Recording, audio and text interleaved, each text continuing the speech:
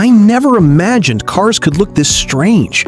Some seem impossible, others look like they came from another planet, but every one of them was real. Here are 7 unbelievable machines I've never seen before. Number 1. 1950 Voisin Biscooter. The first time I saw the 1950 Voisin Biscooter, I honestly stood there wondering if I was looking at a real automobile or a child's pedal car that had somehow wandered onto a public road. It looked unbelievably tiny. The wheels were so small they seemed borrowed from a wheelbarrow. The body looked as thin as a soda can, as if one strong kick could leave a dent in the side. There were almost no proper doors, no impressive chrome, no long hood hiding a roaring engine. Instead, it looked like someone had sketched a car on a napkin and somehow convinced a factory to build it. If you parked it beside an ordinary sedan, it almost disappeared. People often laughed the first time they saw one. Some thought it was a carnival attraction. Others believed it had been built as a joke, and many still assume the photographs are fake. But the unbelievable truth is this: the Voisin Biscooter was a completely real production car, and for thousands of people, it wasn't a curiosity, it was their everyday transportation. To understand why the Biscooter existed, you have to imagine Europe in the years after World War II. Money was scarce, fuel was expensive. Many families couldn't even dream of buying a full-sized automobile. People didn't need luxury, they didn't need speed. They simply needed something, anything, that could carry them to work, to the market, or across town without costing a fortune. That desperate need gave birth to an entirely new class of automobiles known as microcars. But even among those tiny vehicles, the Biscooter seemed unbelievably small. Its story actually began with one of France's most brilliant engineers, Gabriel Voisin, a man famous for designing aircraft and elegant luxury automobiles before the war. As Europe struggled to recover, Voisin realized that expensive grand touring cars were no longer what people needed. Instead, he imagined an ultra-light, ultra-simple vehicle that almost anyone could afford. His design was practical, but French manufacturers weren't interested. The concept eventually found a new home in Spain, where it entered production under the name Biscooter. And from that moment on, one of the strangest little cars in history rolled onto the streets. At first glance, the Biscooter barely looked finished. Its body panels were incredibly thin. Early versions didn't even have proper side windows. Some models used simple canvas curtains instead of real doors. The roof offered only basic protection from the weather. Everything unnecessary had been removed. If a part wasn't absolutely essential, it simply didn't exist. The philosophy was brutally simple. The less the car weighs, the cheaper it becomes. The tiny engine reflected that same idea. It wasn't built to impress anyone. It wasn't meant to race. It wasn't designed for highways. It simply produced enough power to move the lightweight Biscooter through crowded city streets while using as little fuel as possible. Acceleration was modest. Top speed was limited. But owners weren't buying excitement. They were buying freedom. For many families, this was the very first automobile they had ever owned. Driving one was an unforgettable experience. Sitting inside felt almost like wearing the car instead of driving it. The cabin was incredibly narrow. The steering wheel seemed oversized compared to the tiny dashboard. Road noise filled the interior. Every bump in the pavement could be felt. Yet, despite all of its simplicity, the Biscooter had a certain charm. It wasn't pretending to be luxurious. It wasn't pretending to be fast. It was completely honest about what it was. A tiny machine built to solve a very real problem. Because it weighed so little, the Biscooter became surprisingly economical. Owners could drive for remarkable distances using very little fuel. Maintenance was simple, repairs were inexpensive. Almost every component could be serviced without complicated equipment. For working families rebuilding their lives after the war, those qualities mattered far more than horsepower or flashy styling. Of course, not everyone appreciated its appearance. Some people joked that it looked like a refrigerator with wheels. Others called it a metal shoebox. Even children pointed and laughed whenever one drove past. Even today, seeing a 1950 Voisin Biscooter parked beside modern cars feels almost surreal. It looks impossibly small, almost as if it belongs in a toy store instead of a parking lot. Despite selling in respectable numbers during its time, very few Biscooters survived. These weren't collector cars, they were inexpensive transportation. Most owners drove them until they simply wore out. When they became old, they were scrapped without a second thought. As larger and more comfortable automobiles became affordable, the little Biscooter quietly disappeared from the roads. Today, spotting a 1950 Voisin Biscooter is an extraordinary experience. Many classic car enthusiasts have never seen one in person. When one appears at a museum or vintage car show, crowds gather around it, not because it's powerful or expensive, but because they can hardly believe something so tiny was ever trusted to carry families every day. People smile, they take photographs, and almost everyone asks the same question: how did anyone actually drive this? Looking back, the 1950 Voisin Biscooter wasn't built to be beautiful. It wasn't built to be fast. It wasn't built to impress the neighbors. It was built to give ordinary people something priceless: mobility. A machine so tiny it looked like a toy, so simple it barely seemed finished, yet reliable enough to change thousands of lives. The Voisin Biscooter may be one of the smallest and strangest cars ever produced, but it also proved one unforgettable truth. Sometimes the tiniest automobiles leave the biggest mark in history. Number 2. 1958 FMR Tg500 Tiger. The first time I saw the 1958 FMR Tg500, I honestly laughed. There was no way this tiny little bubble car could be fast. It looked more like a child's toy than a serious automobile. The tiny cabin, the miniature wheels, the narrow body, the bubble-shaped roof, everything about it suggested one thing: slow. The kind of vehicle you'd expect to hold up traffic while bicycles passed it on both sides. But then I discovered what was hiding beneath that tiny shell, and I couldn't believe it. This little machine wasn't just another microcar. It was nicknamed the Tiger, and once it started moving, it shocked almost everyone who underestimated it.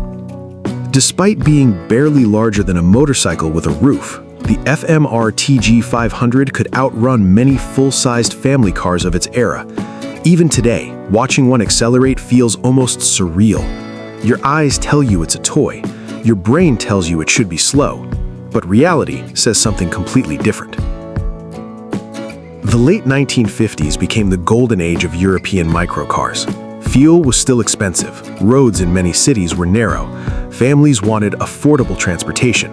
Manufacturers rushed to build the smallest, cheapest vehicles possible. Most of these tiny cars shared one common characteristic: they were incredibly slow. Speed simply wasn't important. Economy came first. But one German company decided to ignore that rule. Instead of building another tiny commuter car, they built a miniature sports car. The story of the Tg500 actually began with one of the world's most famous bubble cars, the Messerschmitt Kabinenroller. Originally inspired by aircraft design, the little three-wheeled Messerschmitt became popular because it was affordable and economical. But engineers believed they could make it even better. They wanted more power, better handling, higher speeds, more excitement. So they completely reworked the concept. The result became the FMR Tg500, a machine so different that enthusiasts quickly gave it a much more fitting nickname: the Tiger. At first glance, almost nobody noticed the difference. The Tg500 still looked tiny. The driver and passengers still sat one behind the other like pilots inside a fighter aircraft. The clear bubble canopy still lifted upward to allow entry. From a distance, it appeared almost identical to its slower relatives, but underneath the body, everything had changed. Unlike the earlier three-wheeled versions, the Tg500 rode on four wheels, dramatically improving stability. The suspension was redesigned, the chassis became stronger, The steering became sharper. Engineers transformed what had once been a simple economy car into something capable of genuine performance. It wasn't just safer, it was far more exciting to drive. Then came the engine. For such a tiny automobile, the power was astonishing. The lightweight body meant every horsepower mattered. Press the accelerator and the Tiger responded with surprising urgency. It accelerated far quicker than anyone expected. Drivers of much larger sedans often found themselves staring in disbelief as this tiny bubble car pulled away from traffic. That was exactly what made the Tg500 legendary. It embarrassed cars that looked far more powerful. Its handling also surprised experienced drivers. Because the vehicle weighed so little and had four-wheel stability, it could change direction with incredible agility. On winding roads, the Tiger often felt more like a racing cart than a traditional automobile. It darted through corners with remarkable confidence. Every drive became an adventure. The experience was completely different from the heavy American cars dominating roads at the time. The cockpit only added to the excitement. Climbing inside felt like entering a fighter aircraft. Instead of ordinary doors, the entire transparent canopy lifted upward. The driver stepped over the side and settled into a narrow seat directly in front of the passenger. The seating arrangement created a unique feeling. You didn't simply drive the Tg500, you piloted it. Looking through the bubble canopy while the tiny engine buzzed behind you felt like nothing else on the road. Unfortunately, building such a specialized micro sports car wasn't easy. The Tg500 cost significantly more than ordinary bubble cars. Many buyers who wanted economy couldn't justify the extra expense. Those seeking high performance usually preferred larger sports cars. The Tiger occupied a very unusual place in the market. Too expensive for economy buyers, too small for traditional sports car enthusiasts. As a result, production remained extremely limited. Only a few hundred examples were ever built. Today, the 1958 FMR Tg500 is considered one of the rarest and most desirable microcars in the world. Collectors treasure it because it represents something unique. It proved that a tiny economy car didn't have to be boring. It could be thrilling, fast, and genuinely exciting. Finding one today is incredibly difficult, and when one appears at an auction or classic car event, it immediately attracts attention. People can't stop staring, not because it's enormous, but because it's unbelievably small. Looking back, the 1958 FMR Tg500 Tiger completely changed the idea of what a microcar could be. It wasn't just built to save fuel. It wasn't just built to squeeze through crowded streets. It was built to make people smile every time they pressed the accelerator. A tiny bubble car with the heart of a sports machine. A vehicle so small that most people laughed when they first saw it, until they left them behind. The FMR Tg500 proved one unforgettable lesson. Never underestimate the smallest car in the parking lot, because sometimes that's the one with the biggest bite. The first time I saw the 1955 Citroen DS19, I honestly thought I was looking at a car from the future that somehow traveled back in time. Because in the 1950s, nothing else looked even remotely like it. The smooth aerodynamic body, the strange shark-like front, the hidden rear wheels, the futuristic interior, the way it seemed to float above the road. It didn't look like a normal automobile. It looked like something designed for another planet. When Citroën revealed the DS19 at the 1955 Paris Motor Show, thousands of people were completely stunned.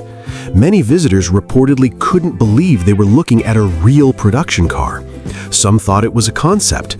Others thought it was a vision of what cars might look like decades later. But the unbelievable truth was this. The Citroën DS19 wasn't just a strange-looking experiment, it was a fully functional luxury automobile filled with technology that seemed impossible for its time. The 1950s were an era of optimism and imagination. The world was fascinated by the future. Jet aircraft were becoming faster, space exploration was beginning to capture people's attention. Designers everywhere were asking, what will transportation look like tomorrow? Most manufacturers answered with bigger engines, more chrome, and larger tail fins, but Citroën took a completely different path. Instead of making cars bigger and more dramatic, they created something incredibly advanced, something that looked like it belonged in the year 2000. The person behind the DS design was legendary Italian designer Flaminio Bertoni. His goal was not simply to make a beautiful car. He wanted to create a machine that looked and felt completely different from everything before it. Every curve had a purpose. The smooth body reduced aerodynamic drag, the low nose improved efficiency, the flowing roofline created a futuristic silhouette. Compared with the boxy vehicles of the early 1950s, the DS looked like a spaceship parked among ordinary cars. But the appearance was only the beginning. The most unbelievable part of the DS was hidden underneath. The car featured hydropneumatic suspension, one of the most advanced systems ever installed in a production automobile. Instead of traditional springs, the DS used a combination of hydraulic fluid and gas-filled spheres to control the ride. The result was almost magical. The car could maintain a level ride even when carrying different amounts of weight. It could absorb bumps that would shake passengers inside ordinary vehicles. To many people, it felt like the car was floating. The suspension was so unique that the DS gained a reputation for having a magic carpet ride. Passengers often described the experience as unlike any other car. The vehicle glided over rough roads, while competitors bounced and shook. For a country like France, where many roads were still far from perfect after the war, this technology was revolutionary. Citroën wasn't just creating transportation, it was creating a completely different driving experience. The futuristic engineering continued everywhere. The DS featured unusual brakes controlled by a small rubber button instead of a traditional pedal. It had a semi-automatic transmission system. The steering wheel had a unique single-spoke design. The dashboard looked more like an aircraft control panel than a conventional automobile. Every detail reminded drivers this was not an ordinary car. Even the exterior had ideas that seemed years ahead. The rear wheels were partially covered by body panels to improve aerodynamics. The roof was made from a lightweight material.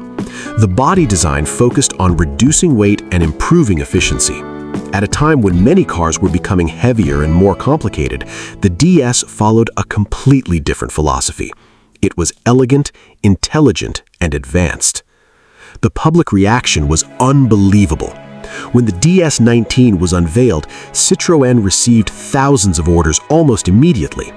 People lined up just to see the strange new machine. Many had never seen anything like it before.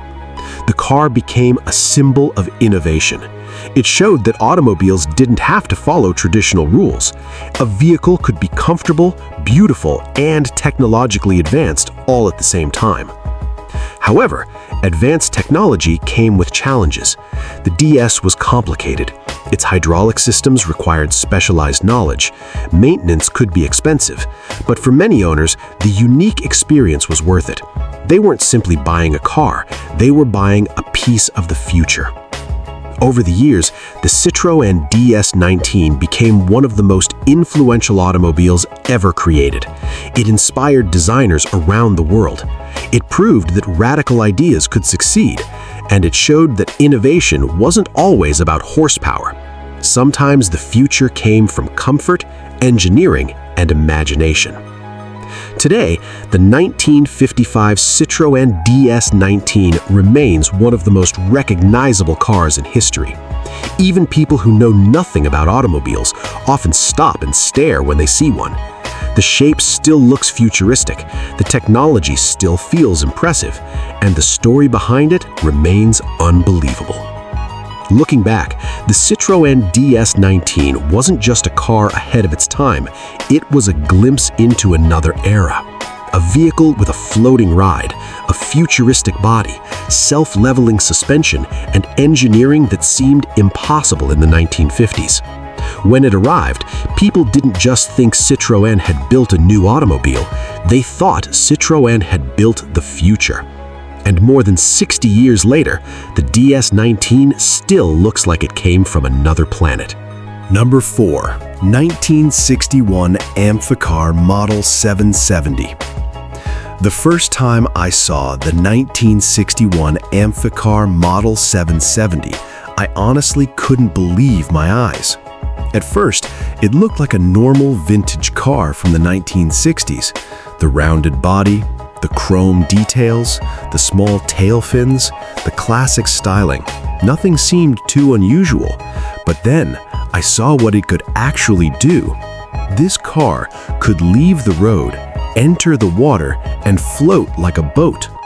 A vehicle that could drive through city streets in the morning and cross a lake in the afternoon sounded impossible. It looked like something created for a James Bond movie. But the unbelievable truth is, the Amphicar Model 770 was a real production automobile. It wasn't a military prototype. It wasn't a movie special effect. Thousands of people actually owned one, and they could literally drive their car straight into the water. The idea of a car that could travel on both land and water had fascinated engineers for decades. Military designers had experimented with amphibious vehicles during World War II, but creating one for ordinary customers was a completely different challenge. A normal boat doesn't need wheels. A normal car doesn't need to float. Combining both meant solving a huge engineering puzzle. The vehicle had to be light enough to float, strong enough to survive water, reliable enough for everyday driving, and simple enough for ordinary owners to operate.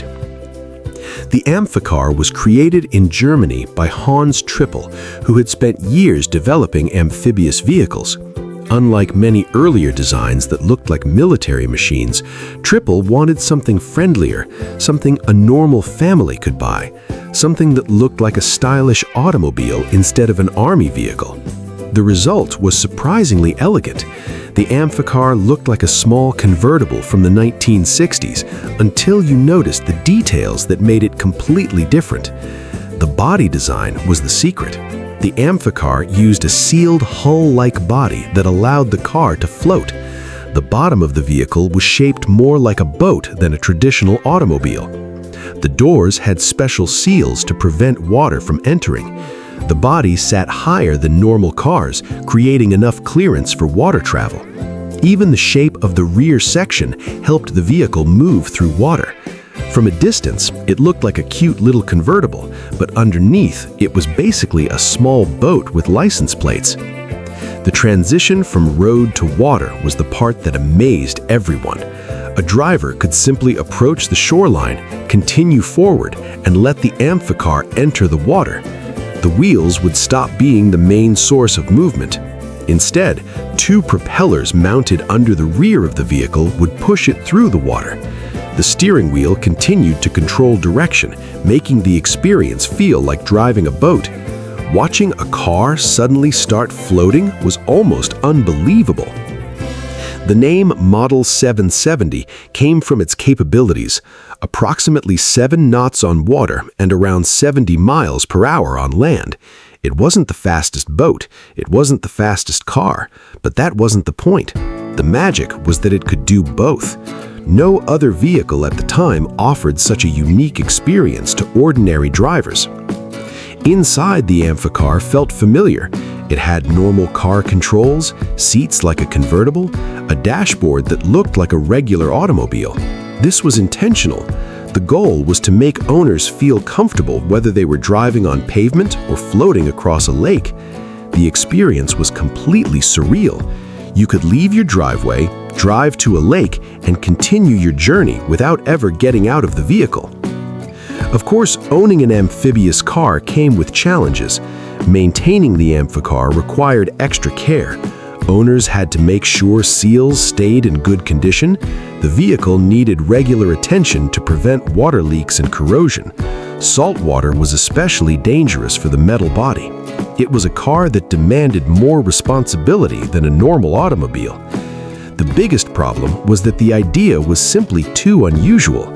Many buyers loved the concept. They loved showing friends that their car could float. But after the initial excitement, some owners realized they rarely used the boat feature. It was expensive compared with ordinary cars, it was not as practical as a normal vehicle, and it was not as capable on water as a dedicated boat. Production ended after only a few years. The Amphicar never became a mainstream success. However, unlike many forgotten vehicles, its reputation grew stronger over time. Collectors began searching for surviving examples. People realized that the Amphicar wasn't just strange, it was a piece of automotive history.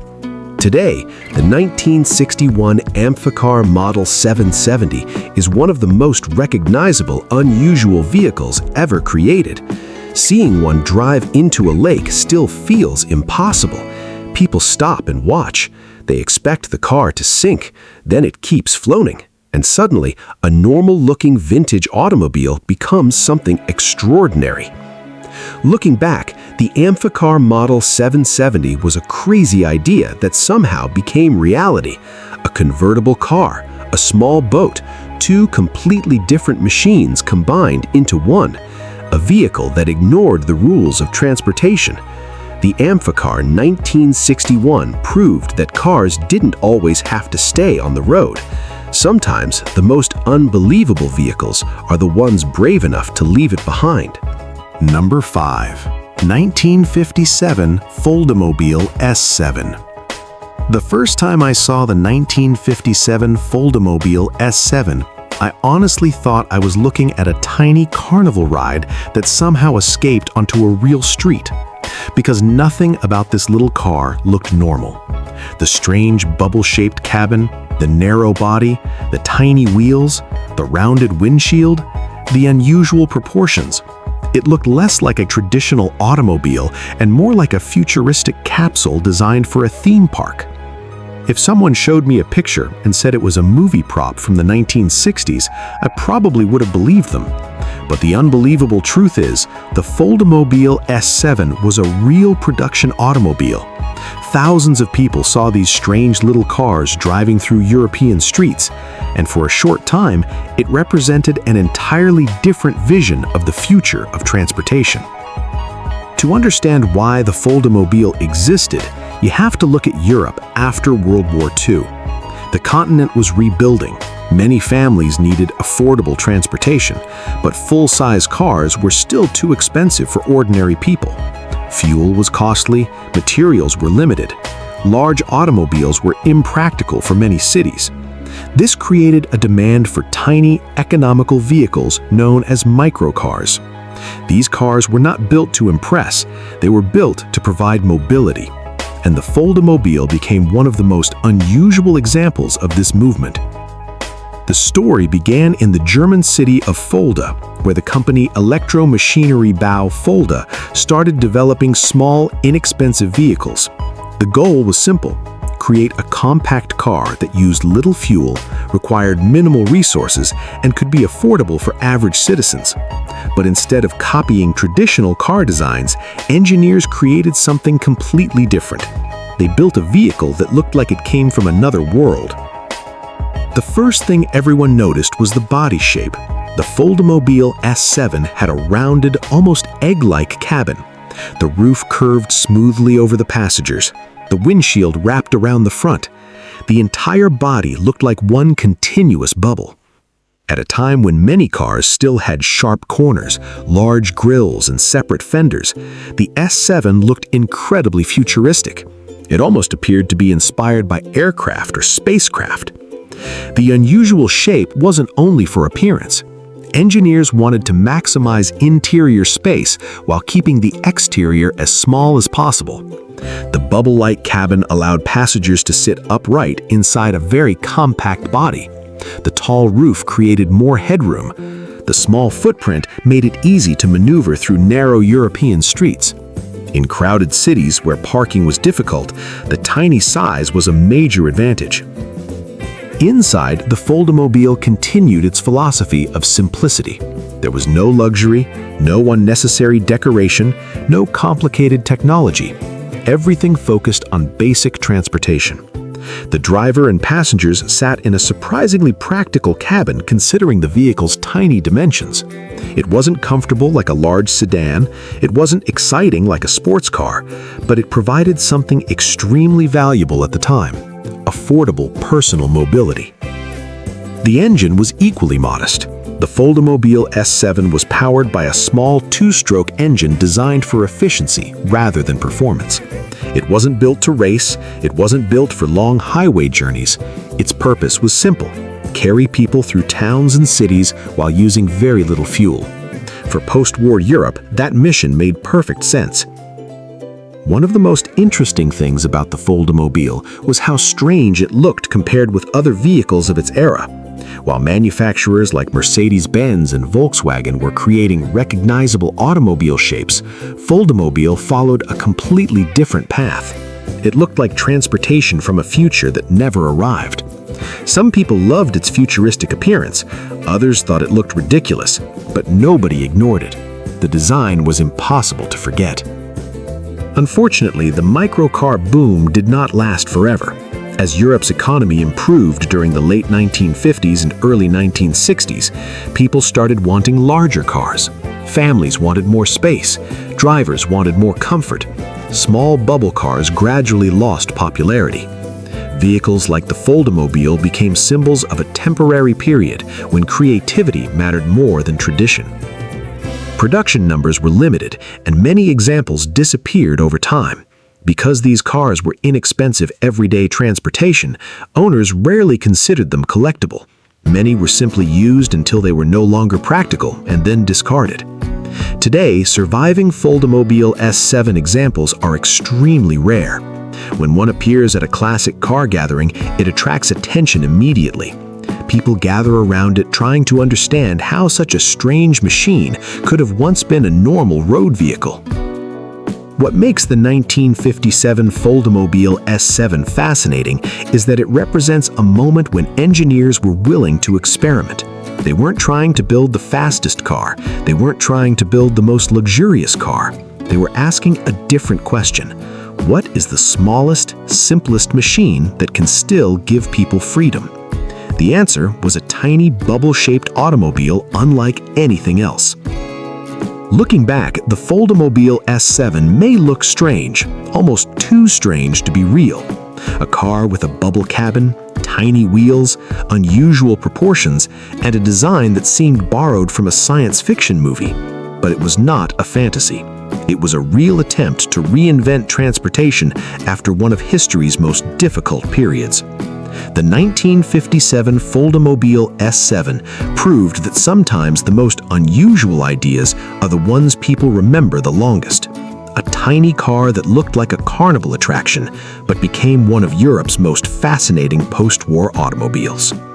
Number 6. 1964 Peel Trident. The first time I saw the 1964 Peel Trident, I honestly thought someone had created a tiny UFO and simply attached 3 wheels underneath it, because nothing about this vehicle looked like a normal car. The enormous transparent bubble canopy, the tiny 3-wheel chassis, the futuristic shape, the miniature size. It looked like something a scientist would drive in a science fiction movie while exploring another planet. If you showed a picture of the Peel Trident to someone today without any explanation, many people would probably assume it was a movie prop or a custom-built fantasy vehicle. But the unbelievable truth is, the Peel Trident was a real production automobile. It was legally built as a road vehicle. People actually drove these strange little machines through public streets. And for a short time, it represented one of the most unusual ideas in automotive history. The 1960s were a fascinating period for transportation. The world was obsessed with the future. Space exploration was dominating headlines. Aircraft technology was advancing rapidly. Designers everywhere were imagining what tomorrow's vehicles might look like. Cars were getting lower, faster, and more futuristic. But while major manufacturers were creating powerful machines with huge engines, a tiny company on the Isle of Man was following a completely different idea. Instead of building the biggest car, They built one of the smallest, and they made it look like it came from outer space. The company behind the Trident was Peel Engineering, the same company responsible for the famous Peel P50. After creating one of the world's smallest production cars, Peel wanted to make another tiny vehicle that would attract even more attention. The result was the Trident. Compared with the P50, the Trident looked almost like a spaceship. Its most unforgettable feature was the giant transparent canopy that covered the passenger compartment. The bubble canopy completely changed the appearance of the vehicle. Traditional cars had metal roofs and glass windows. The Peel Trident had something that looked more like an aircraft cockpit. The large curved canopy wrapped around the driver and passenger, creating a panoramic view unlike any normal automobile.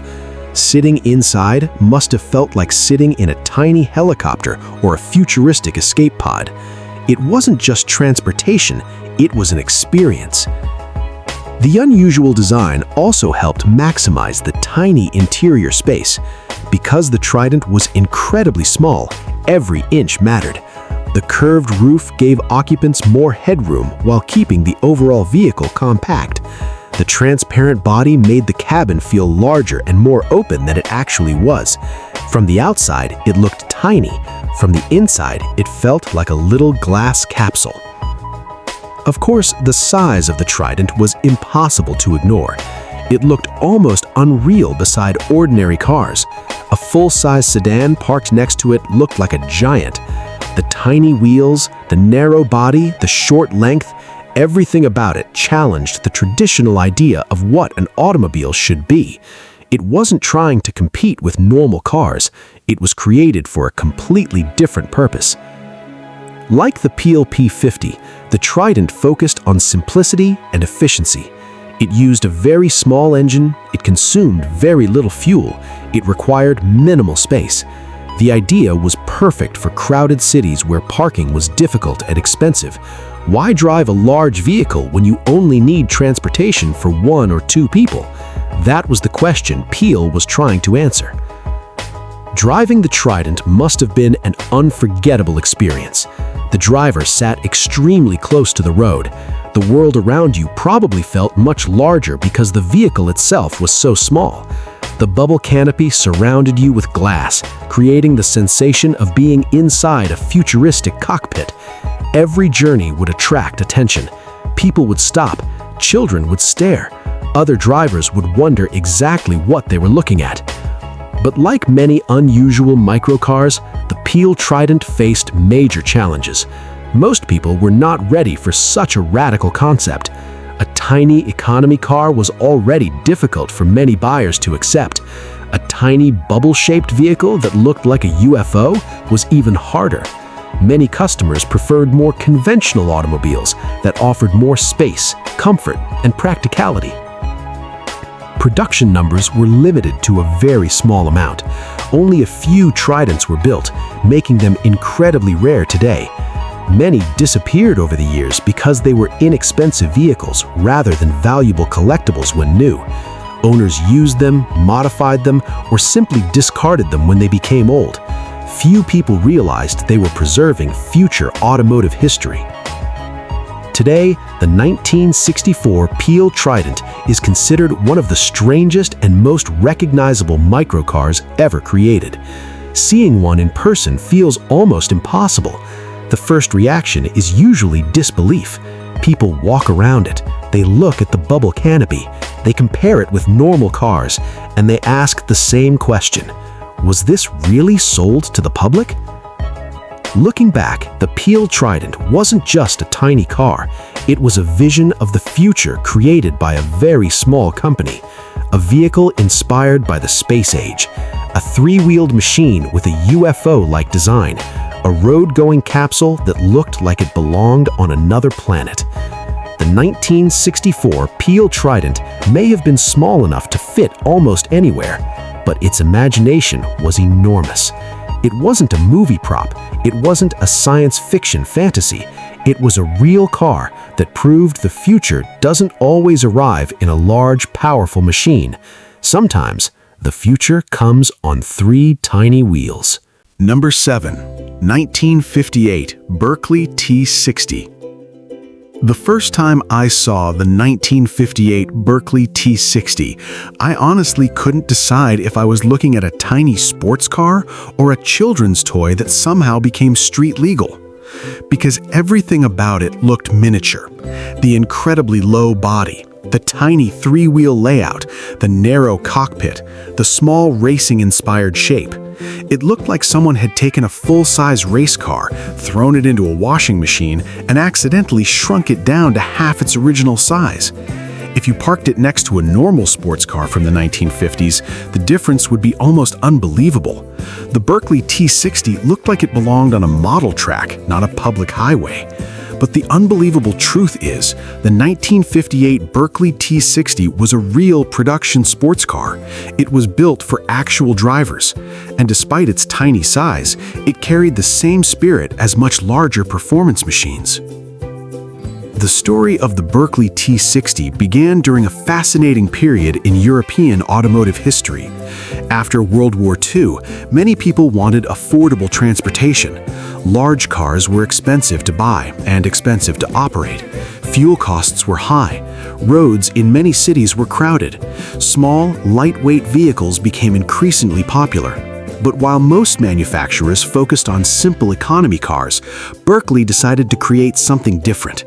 They wanted to build a tiny car that was not only practical, but also fun to drive. Berkeley was a British company that originally built caravans and fiberglass products. When they entered the automotive market, they took a unique approach. Instead of using traditional heavy steel construction, they created lightweight fiberglass bodies. This allowed them to build cars that were extremely small while still having a sporty appearance. The result was a vehicle that looked like a miniature racing machine. The first thing everyone noticed about the T60 was its size. It was unbelievably compact. The body sat very close to the ground. The wheels looked almost too small for the car. The cockpit was narrow and simple. From certain angles, it looked less like a normal automobile and more like a scaled-down formula car. It had the attitude of a sports car, just without the size. The three-wheel layout made the T60 even more unusual. Instead of four wheels like traditional sports cars, the Berkeley used three. This helped reduce weight and simplify construction. The lightweight design gave it surprising agility. On narrow country roads, the little Berkeley could feel incredibly lively. It wasn't about raw power, it was about the sensation of driving. Inside, the T60 was extremely basic. There were no luxury materials, no unnecessary features, no heavy equipment. Every part of the car existed for one purpose: to keep the vehicle light and enjoyable. The driver sat low in the cockpit, creating a more connected feeling with the road. Because the car was so small, even moderate speeds could feel exciting. A journey in a Berkeley T60 was less like driving a regular car and more like piloting a small mechanical adventure. The engine was tiny compared with traditional sports cars of the era, but the Berkeley didn't need a large engine. Its biggest advantage was weight. Because it was so light, the little motor could provide enough performance to make driving entertaining. The car wasn't built to compete with Ferraris or Jaguars. It was built to prove that excitement didn't require massive horsepower. The styling also made it stand out. The rounded fiberglass body looked futuristic for the late 1950s. The low nose, the compact proportions, the racing-inspired details. Everything suggested speed even when the vehicle was sitting still. It looked like a sports car designed by someone who had only seen it through a telescope. Of course, the strange appearance wasn't for everyone. Some buyers loved the Berkeley's personality. Others couldn't understand why anyone would choose such a tiny vehicle. Compared to traditional sports cars, it lacked power, space, and comfort. It was a very specific type of automobile. You didn't buy a Berkeley because it was practical. You bought one because it was different. Unfortunately, Berkeley struggled to compete as the automotive market changed. As buyers became more interested in larger, more comfortable cars, tiny sports machines became harder to sell. The company eventually stopped producing automobiles. Many Berkeley vehicles disappeared because they were inexpensive and unusual rather than valuable at the time. Today, surviving Berkeley T60 models are rare and highly appreciated by collectors. They attract attention everywhere they go, not because they are expensive luxury cars, not because they have enormous engines, but because they represent a time when engineers were willing to experiment, a time when a tiny three-wheeled machine could still capture the excitement of a sports car. Looking back, the 1958 Berkeley T60 was one of the strangest examples of automotive creativity. A sports car shrunk down to an almost unbelievable size. A lightweight racer with 3 wheels. A machine that looked impossible, yet actually existed. It proved that fun wasn't measured by horsepower or size. Sometimes the biggest smiles come from the smallest cars, and the Berkeley T60 remains one of the tiniest and most unforgettable sports cars ever built.